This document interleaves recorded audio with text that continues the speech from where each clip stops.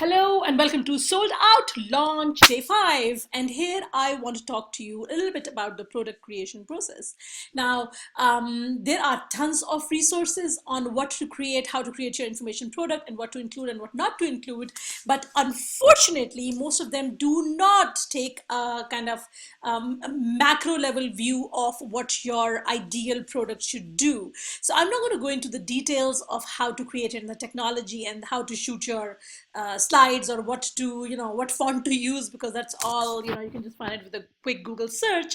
But I'm going to kind of give you the macro level view, the more holistic view of what a great information product should include. So that's what this day is all about. So three things that your product must do. So if you have an information product, then it has to have these three essentials.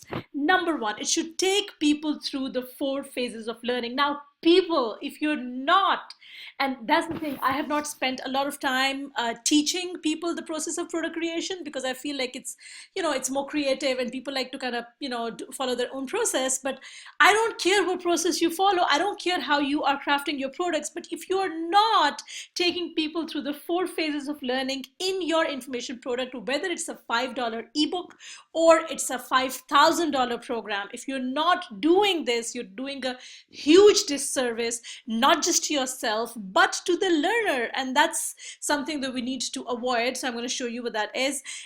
It should also be something that is super easy to say yes to. It is something that they can very easily say yes to. I'm going to talk about what that means. And it is being sold to the right people at the right temperature. And I'm going to tell you what I mean by this. But first and most important, let's talk about the 4 phases of learning. Now, I did not come up with this model. This model is developed by David Kolb. And the idea behind this is that there are 4 phases of learning. Obviously, he also goes on and talks about the learning styles and different people, how they learn.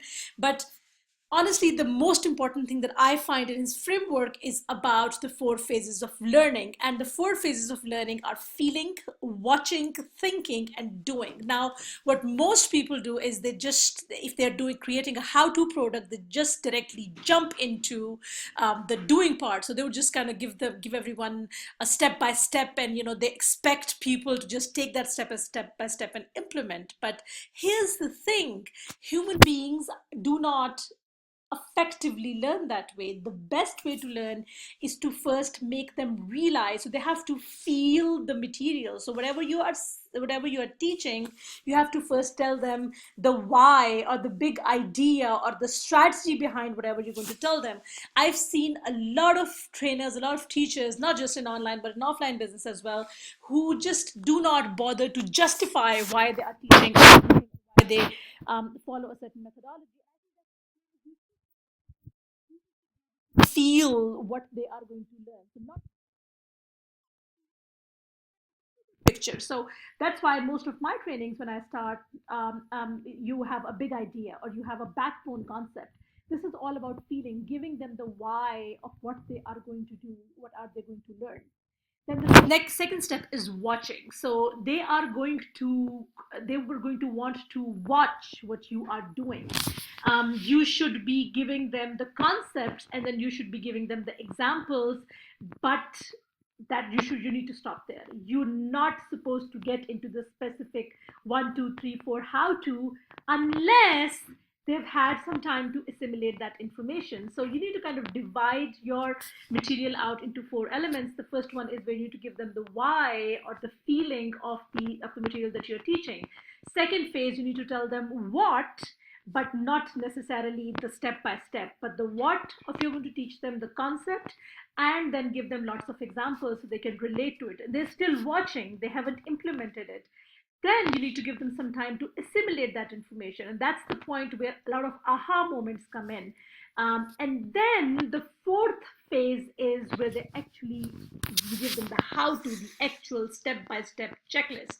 Now, if you're not doing all 4, you are, like I said, doing a huge disservice. And I know this is, it's a very small presentation, but if I have time, I would want to kind of do a more deeper a training on the 4 phases, because that will completely transform the way you deliver material and the way people consume material.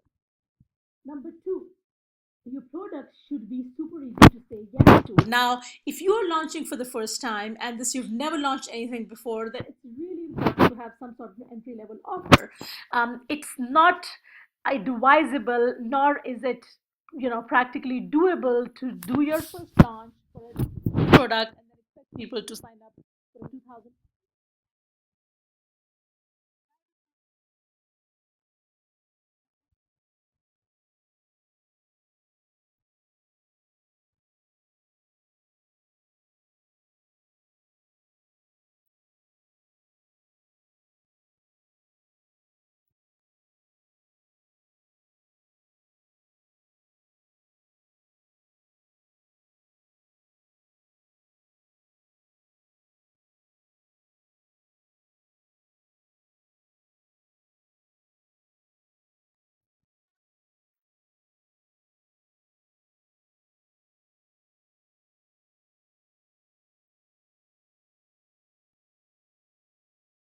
Equivalence is my favorite way to pitch or position my offer. Equivalence is all about saying, how much. So when I launched my $49 product, I used the positioning a lot in my pitches, saying, what else can you buy for $49? So I was creating that sense of equivalence, and I highly recommend that you do, because that opportunity cost kind of makes people think and gets them to say yes. And then it needs to look and feel aligned with the price. So if you are charging $2,000, just make sure whatever you're delivering, it is aligned with the price.